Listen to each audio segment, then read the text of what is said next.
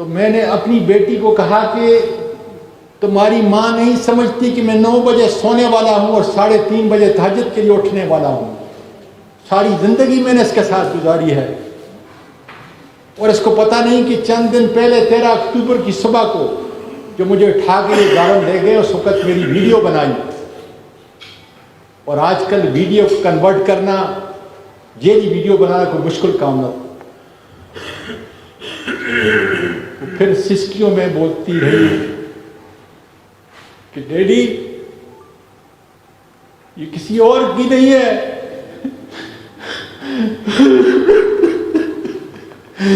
ये तुम्हारी और मेरी मामा की है।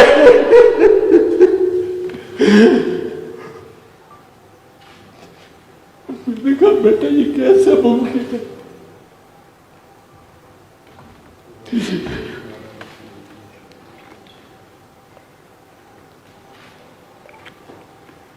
मेरे पाकिस्तान की माओ, बच्चियों, बेटियों,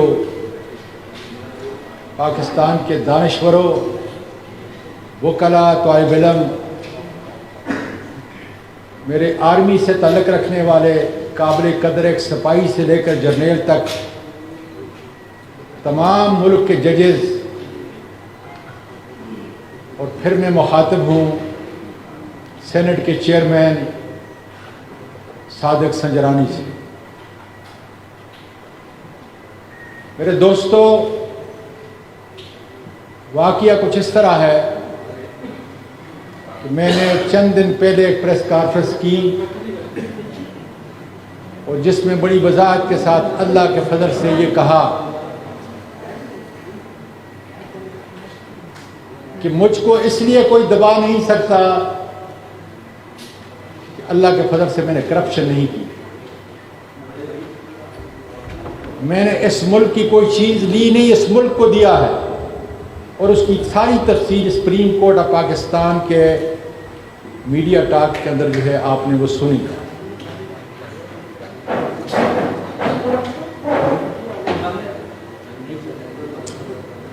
मेरे मुल्क के लोगों, सुनो हमारा मुल्क कितना दूर जा चुका है। मैंने ये भी कहा कि मेरी कोई वीडियो गैर अखलाकी मेरे मुल्क के लोगों के पास,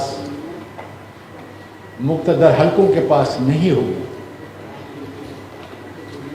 मैं गलत था, मैं सरासर गलत था। सुन लो क्या हुआ है। और मुझे शर्म आती है अपनी माँ और बेटियों से जो अपने घरों में इज्जत के रिश्ते से मेरी इस बात को सुनती होंगी। वाक़या ये है कि 20 अगस्त कुछ लोग मेरे पीछे लगे हुए थे। 20 अगस्त को, बल्कि मैं यहाँ से शुरू करता हूँ कि आज रात को क्या हुआ और क्यों मैं ये प्रेस रिलीज पूरे पाकिस्तान और बैरूनी मुल्क पाकिस्तानियों को बता रहा हूँ। 9 बजे के करीब आज रात मैं यहाँ था। मेरी बीवी इस्लामाबाद में, उसने मुझे कॉल किया। उसकी चीखो पकार, हिचकियाँ बंद नहीं होती थी। मैंने बड़ा जब्त किया कि शायद मेरी उन पोतियों को किसी ने कत्ल कर दिया है और मैं यहाँ लाहौर में हूँ। मैं बार बार जोर जोर से कहता, क्या बात है, क्या बात है, बोलो।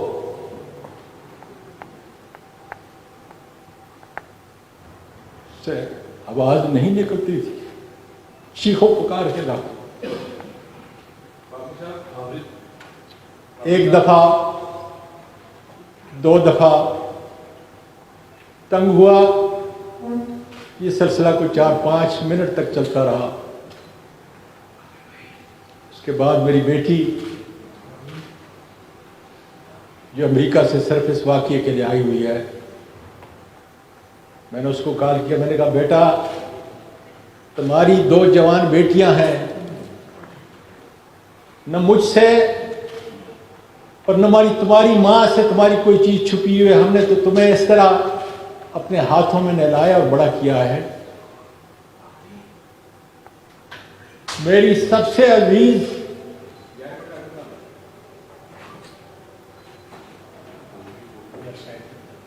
अपनी माँ से पूछो कि क्या बात है। मेरा जिगर निकल रहा है इसलिए कि मुझे 3 स्टंट लगे हुए हैं। मेरा दिल फट रहा था। उसने कहा जरा थोड़ा ठहरो। वो गई, माँ को मनाया तो माँ ने कहा कि इनके पास मुझे किसी ने बगैर नंबर के एक वीडियो भेजी है, क्योंकि मेरे मुल्क की बच्चियां जो हैं, मेरे मुल्क की पोतियां जो हैं वो सुन रही हैं और उस वीडियो में तुम हो। आगे मैं नहीं कह सकता।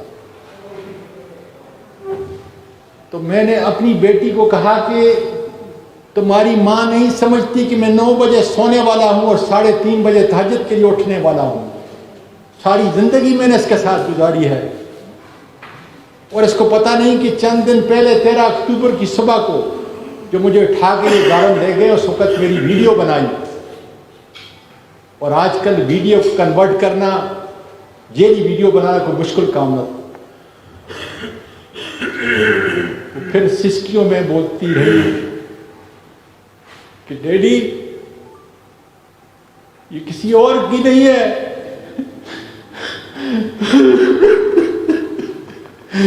ये तुम्हारी और मेरी मामा की है।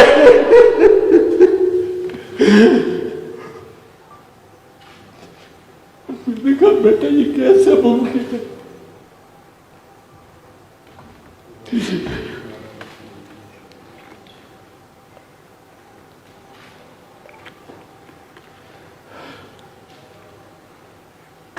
अल्लाह मुझे इतनी क़ुव्वत अता कर कि मैं अपनी कौम का, अपनी बच्चियों को ये पैगाम पहुंचा सकूं। उसने कहा कि जब आप बेटा ये छोड़ दें, इससे डिस्टर्ब होता है क्यों। उसने कहा कि जब आप कोयटा गए थे, ये उसकी वीडियो है। सादिक संजरानी साहब, तुम बलोच हो, बहुत बड़ी कौम है तुम्हारी। तुमने अपने तौर पर, तुम मेरी बीवी को अपनी आंटी कहते हो, चाची कहते हो। मुझे पूरा यकीन है कि तुम असली नस्ल के हो, इसलिए तुम इज्जत और एहतराम करते हो। तुमने सुप्रीम कोर्ट की जुडिशल लॉजेस के अंदर अपने से बड़े सेनेटर का, अपनी चाची का तहफ़्फ़ुज़ करने के लिए वहां पे इंतजाम किया और मुझे बताया कि चूंकि सुप्रीम कोर्ट का कोई जज कोयटा के अंदर नहीं है, इसलिए तुम यहां पे रहोगे।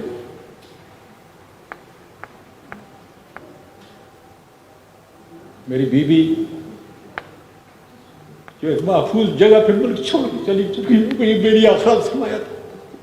मेरी पोतियां जिनको मैंने अमेरिका में पैदा हुई यहां पे लेके आया, ट्रोमा और स्कार लेके मेरे इस मुल्क से, मेरे मुल्क के वासियों सुनो, आज अपने दादा के इस मुल्क से जो कायद आज़म ने बनाया था, उनको मजबूर किया गया, जिस तरह बहुत सारे लोगों औरों को, कि वो मुल्क छोड़ के चली जाए। और उन्होंने अपने दादा को यही छोड़ दिया। मेरे मुल्क के लोगों, जिस शख्स ने हराम नहीं खाया, मिलियनों मिलियन डॉलर मैंने अपने इस मुल्क के अंदर आए गरीबों, मस्कीनों, बेवाओं और यतीमों का आसरा रहा। वकालत में आला की, पार्लियामेंट में 17-18 साल से गुजारे। करदार पे खुदा गवाह है, सुबह तक कोई जो मेरे इर्द गिर्द रहते हैं सारे जानते हैं कि मेरी जिंदगी का और मेरी वाइफ की जिंदगी का मामूल कि 9 बजे हम सोते हैं, 3:30 बजे उठते हैं। सारी जिंदगी मैं तो अपने परवरदिगार से सवाल कर रहा हूं, या परवरदिगार, ये मुल्क पाकिस्तान है,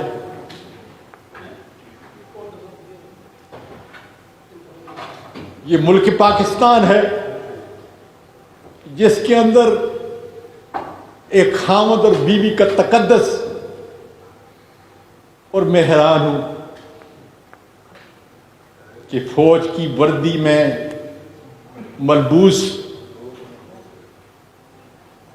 वो दरिंदे, वो काली भेड़ें जो इस काम पे मामूर की हुई हैं कि अगर इसकी करप्शन की फाइल नहीं है, इसकी कोई गैर अखलाकी कोई वीडियो नहीं है, तो फिर इसका और इसकी बीवी के जो है वो निकाल। संजरानी साहब, मैं पाकिस्तानी और पठान हूं, आप बलोच हो। मैं आपके घर में आया, आपने मेरा इंतजाम किया। मैं नहीं जानता, लेकिन इतना जरूर जानता हूं कि ISI के लोगों से तुम्हारा बैठना, उठना, जीना इस तरह है जिस तरीके से बदन एक बदन होता है। मैं पूरे मीडिया के जरिए, पार्लियामेंट के जरिए आपको दरख्वास्त देता हूं कि तुम्हारी चाची को और तुम्हारे चाचे को इस मिल्लत इस्लामिया के अंदर इतनी गिरावट का शिकार बनाया है।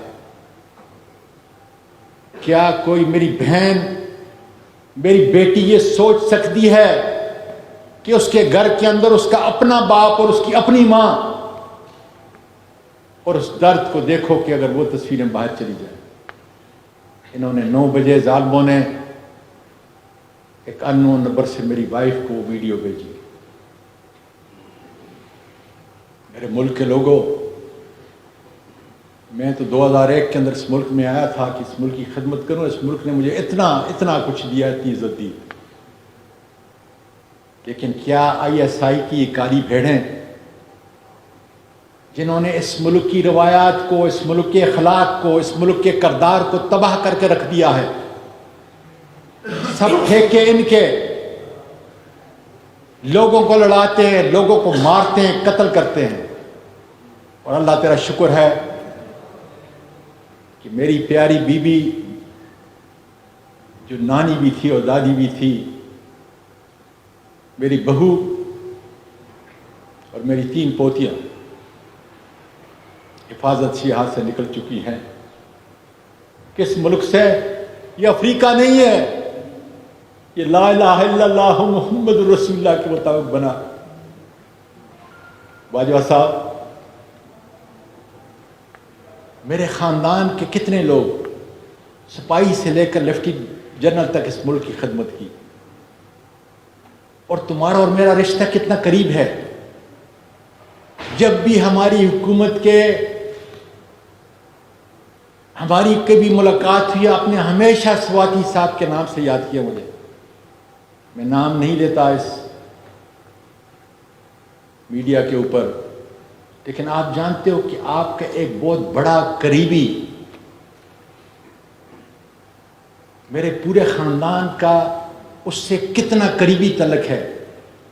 25-30 साल से मेरे कितने खानदान के लोग आपके उस बड़े के करीबी दोस्त हैं। मैं खुद उसका दोस्त हूं। और मैंने तो सिर्फ चंद दिन पहले ये कहा था कि बाजवा साहब, अयाज नाम का असिस्टेंट डायरेक्टर है, लोगों की बातें न सुने। फहीम और फैसल की बातों को न सुने। इसलिए खुदा जाने कि इन काली भेड़ों का एजेंडा क्या है। मेरा एजेंडा तो मेरे मुल्क के सिपाही से लेकर जर्नेल तक उसकी इज्जत करना है। अमेरिका के अंदर जो है, जब हमारे सारे वहां पे आप लोग ट्रेनिंग पे अफसर जाया करते थे, मैं उनकी खिदमत करता था, सारी दुनिया जानती है। और पीस फोर्स के अंदर आपने तो पूरी दुनिया में अपना नाम पैदा किया। मेरा सिपाही, मेरे मुल्क का मुहाफ़िज़ हर रोज सरहदों पे गिरता है, और उसके लिए हम इन्ना लिल्लाहि व इन्ना इलैहि राजिऊन पढ़ते हैं। मेरी तो ट्वीट देखो, जब कोई शहीद होता है तो मैं क्या कहता हूं। और मेरा कसूर सिर्फ यह है कि 16 अरब रुपया मेरे इस गरीब मुल्क का वो माफ किया गया, उसमें मैंने आपको ट्वीट की। वो मेरा तो कानूनी और आईनी हक है। और क्या उसका बदला ये काफी नहीं था कि जब एक आदमी करप्ट नहीं है, उसकी कोई फाइल नहीं है, उसकी कोई अखलाकी फाइल नहीं है, दुनिया जानती है मुझे, तो फिर उस मां से, उस नानी और दादी से बदला लिया जाए। जिन लोगों ने ये किया, उस जमीन फट क्यों नहीं गई? मैं पूछता हूं दानिश्वरों, वकला और जजेस, जमीन फट क्यों नहीं गई? और कहां पर? सुप्रीम कोर्ट के जुडिशियल लॉजेस कोयटा के अंदर 20 अगस्त को कुरान मजीद देखो पढ़ने वालों, क्या कह रहा है मेरा परवरदिगार आपके लिए और मेरे लिए, क्या पैगाम दे रहा है कि इस वक्त के अंदर जो है किसी को इजाजत नहीं होगी, इसलिए कि बीवी और खामन, उसकी तुम वीडियो बना रहे हो। कौम का नौजवान क्या उन मासूम आर्मी के सिपाहियों से लेकर जर्नेल तक नफरत नहीं करेंगे कि उसी वर्दी के अंदर ये काले भेड़िए इस मुल्क की अखलाकियात को इतना गिरा दिया है, इतना गिरा दिया है कि लोगों की जबानें बंद करने के लिए ये मासूमों का कत्ल मुल्क से और मुल्क से बाहर भी करते हैं। मेरे पास तो सिवाय इज्जत के कुछ भी नहीं था। इस मुल्क में बड़ा हुआ और फिर सब कुछ इस मुल्क को दे रहा हूं। कौन सा कसूर था? और अब तो अल्लाह का शुक्र है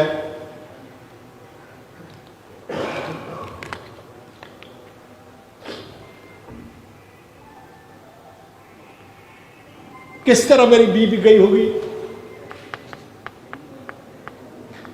जिसके साथ 16 साल की उम्र में मैंने शादी की, अपनी पसंद की शादी की,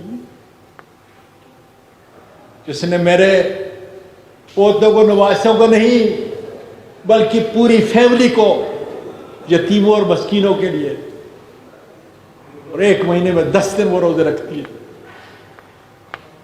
उसकी इज्जत को मुल्क के जजेस इतना आसान है, इतना सस्ता सौदा किया निजामों ने। ए मेरे मुल्क के मीडिया के लोगों, कब तक तुम्हारी जबानों के ऊपर जो है ताले लगेंगे? कब तुम्हारी जबान खुलेगी अपने इस मुल्क के लिए? क्या हो रहा है नीचे? बाजवा साहब, क्या आज भी आप नहीं पूछ सकते कि इस मुल्क की एक बेटी, मां, जो दादी भी है और नानी भी, उसको मुल्क छोड़ने पे क्यों मजबूर किया गया? क्या कसूर था उसका? मेरा कसूर सही कि मैंने ट्वीट किया। क्या कसूर था मेरी बहू का, जो आपकी बहू है? क्या कसूर था मेरी पोतियों का, जो मेरे मुल्क की और आपकी पोतियां हैं? बाजवा साहब, इस मुल्क के कौम को बताओ कि इस मुल्क को किस डिगर के ऊपर जो है हम लेके चल रहे हैं, और वो कौन लोग इस पे तुले हुए हैं कि पाकिस्तान का बच्चा बच्चा आर्मी की वर्दी से नफरत करे। और मेरे मुल्क के लोगों, जिस वक्त ये नफरत पैदा होगी तो अंदरूने मुल्क और बैरूने मुल्क वो लोग जो इस मेरे मुल्क को ख़त्म करना चाहते हैं, इसलिए कि हमारे मुल्क का सबसे बड़ा दफा जो है हमारी फौज है।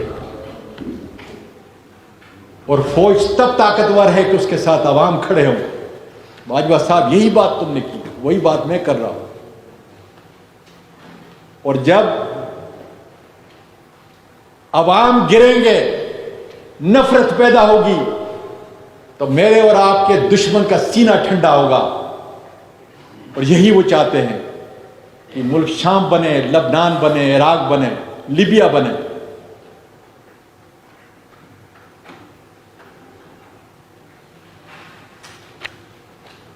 चंद्रानी साहब, फिर कहता हूं, मैं तुम्हारे घर के अंदर था, मुझे मालूम नहीं था कि सुप्रीम कोर्ट के उस लाजिज के अंदर भी ये काले भेड़िए बाहर की नहीं, मियां और बीवी के साथ जो है इतना गिरावट, इतना गैर अखलाकी काम। और क्या मेरे मुल्क की सारी बच्चियां और माएं आपसे नहीं पूछेंगी कि ये क्या हुआ है? क्या मेरे मुल्क का मुअर्रिख जो है ये नहीं पूछेगा कि इन बच्चियों को, इन माओं को क्यों मजबूर किया गया कि मुल्क को छोड़े, अपने मुल्क को छोड़े? मैं अपने वकीलों से कहता हूं, कहां है तुम्हारा बार और बेंच का निजाम? कब इंसाफ के तराजू के नीचे खड़े होकर तुम सच की आवाज बोलोगे कि मैं तो आखिर वकील भी तो हूं और मैं पार्लियामेंटेरियन से, कब तुम्हारी तालों की जबानें खुलेगी? अक्रॉस द बोर्ड कब ये तुम बोलोगे कि इससे बढ़कर कोई और जुल्म पाकिस्तान की तारीख के अंदर इतना गिरा हुआ जो है वो नहीं हो सकता?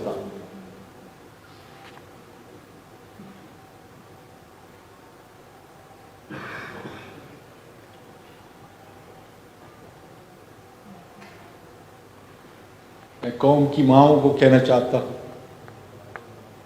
कौम की बेटियों को कहना चाहता हूं कि इस जुल्म की आवाज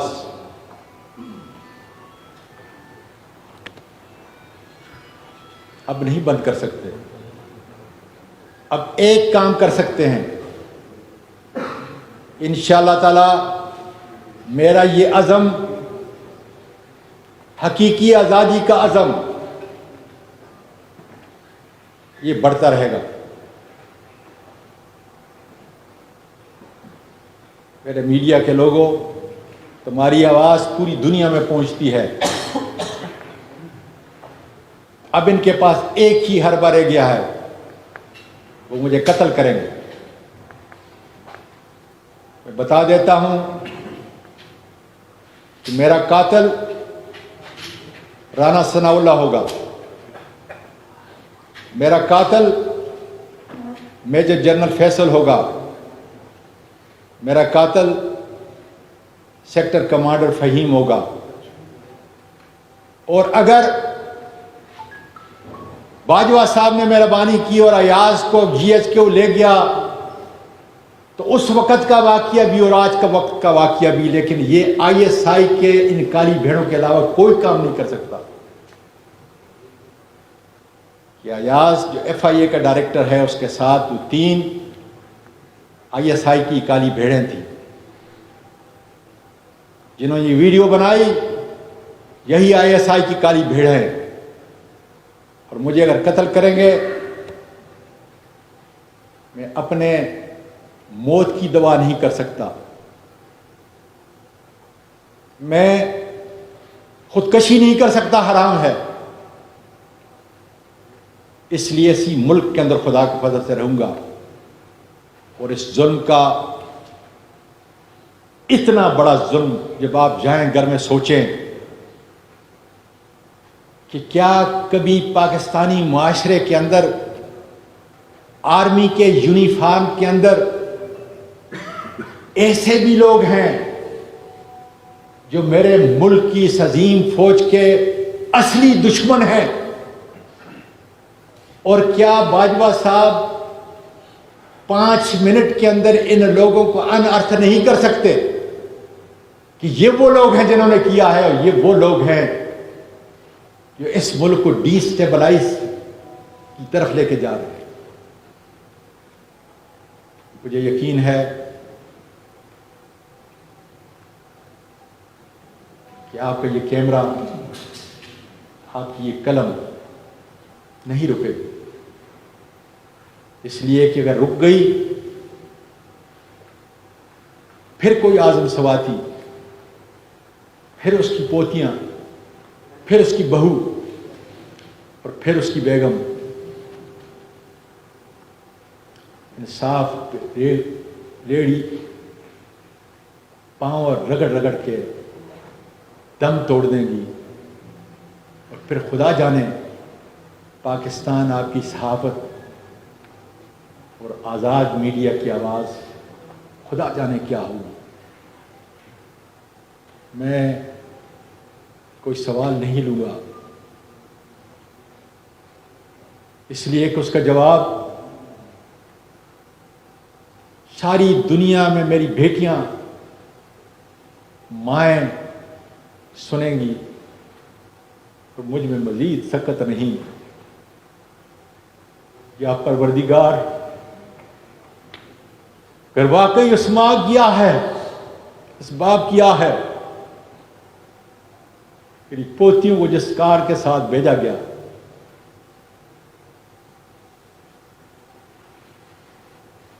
तो फिर मेरे परवरदिगार जुल्म पे अपनी बिजली गिरा। और मेरे मुल्क के लोगों, उठो, अगर इसी तरीके से हमने बुज़दिली का सबूत दिया, इसी तरीके से हमारी वीडियो बनती रही और हम ज़मीर के सौदे करते रहे, उनके सामने झुकते रहे, तो खुदा की कसम न सहाफ़त इस मुल्क को बचा सकेगी, न पाकिस्तान की बहादुर अफ़वाज, नहीं पाकिस्तान की अवाम। पाकिस्तान पाइंदाबाद।